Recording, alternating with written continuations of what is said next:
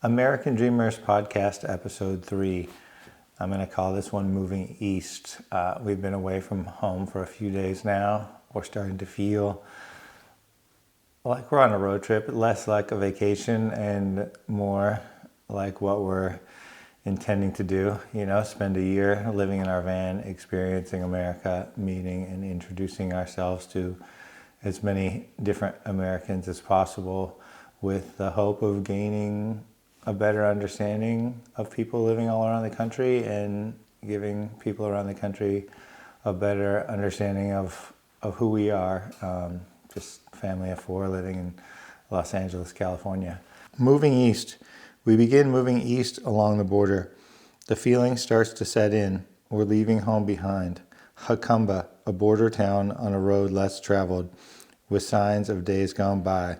Lonely people in a lonely place. Linemen and wall builders drinking the evening away after a long day working in the heat, miles away from their family and friends. We find a hotel for the night. Having slept in the van the first few nights of the trip, we're ready for the comforts of a bed, a shower, and a bit more space. Once settled into our room, we go out for an evening drive along the dirt road which runs along the border wall just south of town. It's hot here. No escape from the sun, no real towns on either side, just miles and miles of desert. The wall starts and stops in many places along the horizon. Even where there is no wall, it's hard to imagine braving this desert. We park the van in the empty landscape, walking and talking with the boys about the wall and why people tried to cross the vast, treacherous desert on foot. We spot mysterious gallon jugs of water and soon realize they've been left here to quench the thirst of brave foot travelers hoping to make it into the United States. That was our first time seeing that the wall doesn't extend all the way across the United States. And once you're out there, you realize, or you wonder, like, how much of a wall do we really need? Does the wall need to go across the entire southern border? I couldn't imagine there was no one attending it there. It literally was just empty, barren desert on both sides, Mexico and U.S. And I would imagine that, who knows? I mean, it's just something to think about. You know, you get out there far away from civilization, and the reality of like what it would take to cross that barren desert on foot to get here.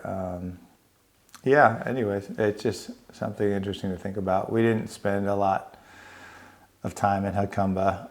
It wasn't really a destination, more of a drive-through stop where we could kind of gather ourselves and prepare for the next thing. Slab City was really something that I had heard about and thought would be another kind of social, economic subculture that would be interesting to see, you know, why people live out in the middle of nowhere. Slab City, the last free place in America, an outpost for squatters and snowbirds living in RVs and makeshift homes on unincorporated land, abandoned by the U.S. military in the Sonoran Desert of southeastern California.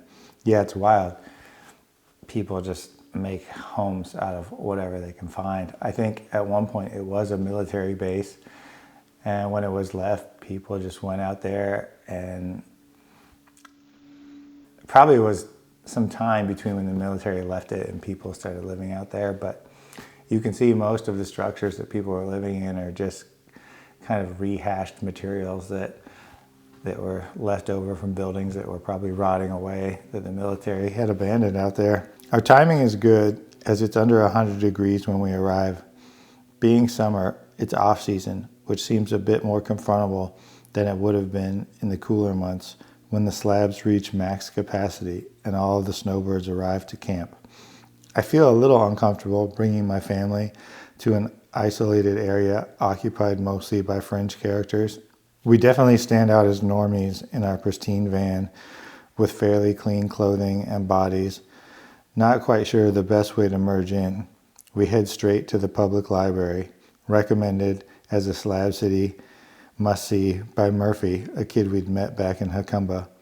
Entering the library, Ryder hits his head on the door and begins to cry, which quickly brings us to the attention of Cornelius Van Gogh, a one-legged, dreadlocked librarian who appears from behind the bookshelf wearing only a large teal bra and a skirt. Armed with a machete, she quickly hacks a piece of ice off of a large block to ease the pain and swelling of Ryder's new bruise. A bit gruff at first, she quickly warms to us as we share the story of our adventure. She offers us homemade rattlesnake jerky, which we try our best to enjoy. After sifting through the dusty bookshelves of the library and the boys choosing their books to swap out, we head to East Jesus, a Slab City art farm. We stop and read one of the many signs surrounding the homes along the route. We're quickly surprised by a military veteran named Carib in honor of his Caribbean heritage. He pops suddenly up from behind his fence, suntanned and scrappy, quick to share his disillusioned view of society, his time in the war, and the freedoms he enjoys out here on the slabs.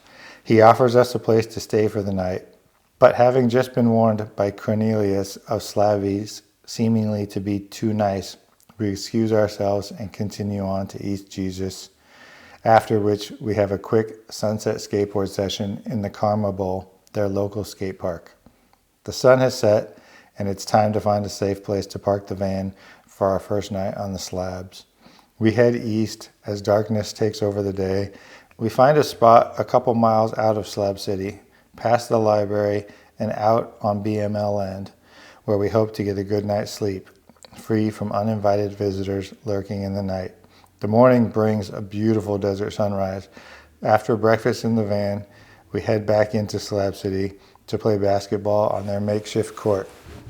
Back on the road, we pass a couple of slabbies hitchhiking into town. We circle back to pick them up, hoping they will lead us to the rumored showers of Slab City, a makeshift wooden ladder which descends into an old concrete culvert through which water still flows.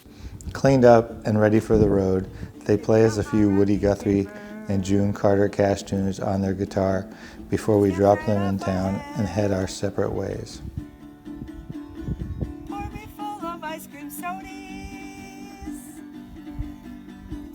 Slab City definitely was interesting.